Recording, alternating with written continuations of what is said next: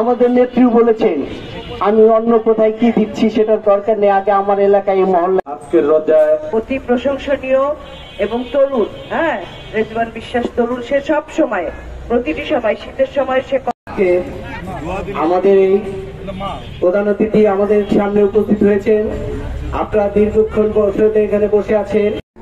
এই যে প্রাণ গরিব মানুষের পিছনে কৃষক কাছে দাঁড়ানো, আমি প্রথম থেকে আমার জীবনের প্রথম থেকে আমি দেখেছি। ঘুরছি, দেখছি যে কিভাবে একটা কথা বলা যায়। আজকে একটু সুযোগ পেয়েছে, অল্প পরিসরে হলেও তরুণকে ধন্যবাদ। তাকে তো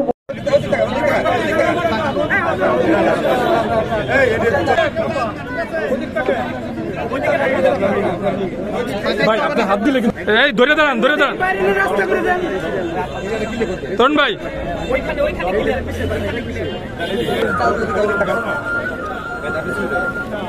আসবো, তোরা ভালো বসে